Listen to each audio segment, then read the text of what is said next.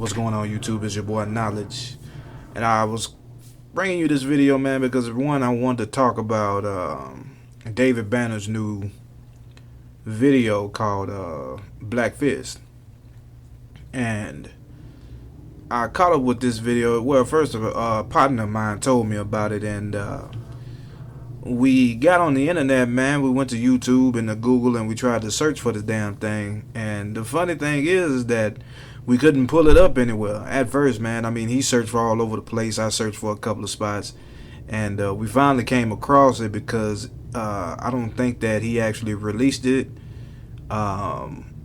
It's a part of his new album, but I don't think he just put it out there. But it's funny that it hasn't gained that much ground yet. I'm gonna leave a link in the I'm gonna leave a link in the description so that you can watch it for yourself and actually take a look at it. But I want to talk about it, so if you get a chance, click on that video now, go watch it, and then come back and take a listen to this here, what I got to talk about or whatever. But I came across this on the Rock Newman show. He actually has an actual interview with Rock, talking about different things about the evolution of his career, where he came from, where he is now, how he changed his outlook and outview when it comes to black people, black music, black agenda, black finance in general. You know what I mean? He really just kind of talked about the evolution of where he was before, when he was doing music with Chris Brown, to versus where he is now, and how he is continuing to support anything and all things that are black, which is number one in my book. First and foremost, somebody taking a conscious look at the direction that we're going as far as in hip hop. I myself am not a serious fan of hip hop. I am a fan of rap. Rap has a deeper meaning when it comes to black to me, because it in itself is the purest art form. Hip hop is the commercialized version of that form, and it encompasses and includes everybody. But I think there's one thing that rap has above all of them, is that it belongs to black people, and it is black. Rap is always going to be black. If I'm wrong, leave me a comment down at the bottom. But the Rock Newman show, at first when I saw this brother, I thought he was white, but came to find out that he's just a light-skinned brother. So he has a couple of other interviews on his channel. I'm gonna leave that link in the description also, where he talked to Louis Farrakhan. He's had conversations with brother Dick Gregory, and as you know, David Banner, and a couple of other prominent black people. But to say the most, man, this video is very deep. It starts off to where they are inside of a home of a white cop that's been accused and acquitted of killing a young black male. And from what David Banner was saying, that this video has to do with sending a clear message that, you know, we as black people are not going to sit back and allow people to harm us no more and expect this thing to be kumbaya and protest. He says he's not exciting violence. He's not trying to put it out there that people need to do harm or go after people, but what he is saying that it's come to a point to where people need to fear black people's retaliation rather than us relying on other systems that seem to not fully engage in bringing about justice to black people, you know. And I advise you to watch them both. Watch the interview and then watch the music. You know what? It really don't matter. You watch either one of them first, but give both of them a try, because then you'll get his personal thoughts, and then you'll get what the video's information is conveying, which right now, that's what I'm doing. I'm making a comment about the video. The deep part about it is I like the message that's being conveyed over in the video. I like what it's saying. It's done in the new style that most of these kids are pretty much into these days, you know, with the style of music. It's right on par with it, but it has a message. It's a clearly spoken message.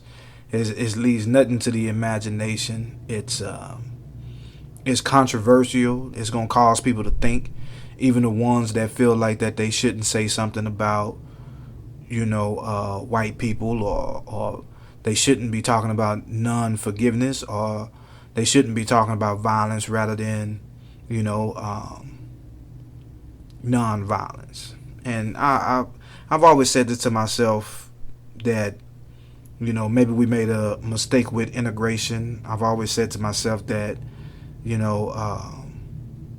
we've always picketed or walked in these narrow lines, and that people draw this picture of us being this overly violent people, when we're constantly surrounded by people who want to do violence to us and never will go through the thought process of understanding who we are and why we are the way that we are.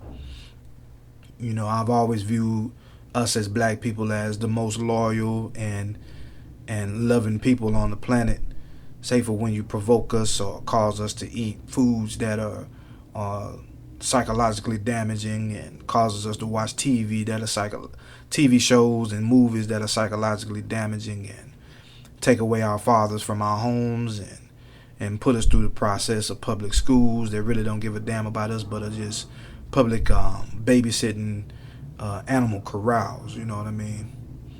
And causes us to be crabs in the bucket. So it's all financial to me, but this video is really resonating with me. I know that right now, as we're speaking about it, it hasn't taken off, or hasn't gotten the steam that it just is so righteously deserves. Everybody's going to talk about, a coon, or the coon video from Willie D from Houston, and it's just where they're going to leave it, because people are using the word coon as an insulting word right now. So, and that's what they're going to focus on, instead of focus on something like this, where we're talking a video that's about straight black pride, which is awesome in my book. I think that I'm gonna share it with my kids. I think we're gonna talk about it. We're gonna examine it and break it apart. And there was one part in the verse that bothered me. Now, I myself, I don't follow any religions. I'm spiritual when it comes to the African spirituality of things. I don't follow any type of westernized religion. I do believe in a higher power. I do believe that power is inside of me, and it's in everything on this planet. Each of these religions that are being used by our people were originally developed by our people to begin with. So I'm not in speaking down on them in a negative sense like most people do. I do feel like that each stage in religion is just that. It's a stage, a stepping stone to actual spirituality. It's what we call the growing process. You don't drink from a bottle for the rest of your life. You don't use a pacifier for the rest of your life. But at the time when you were growing, you needed those things. You needed some faith in something to help you get over. But as an adult, you realize that any help that's going to come is going to come from the inside of you. It's going to come from within you. Matter of fact, you'll go as far as to, when you ask yourself a question to whatever divine figure that you're seeking, or that you have sought for knowledge, the answer still resonates and comes out of you. You just give the deity the credit for it. But in the end, it still resonated from the inside of you. So, with that being said, I feel like that the part of still getting people to hold on to the religious aspect of it is a little bit still damaging. I think that when you speak about, black gods or African spirituality, you need to stick closely to the point that it's coming from inside of man. And he said that that's what his album's about. So I'm going to grab that and give it a try too. But I wanted to bring this to your attention, bring this to light, so you let me know how you feel about it. And hopefully I can get some replies from you. Other than that, it's your boy Knowledge, and I'll catch you in the next one. And peace.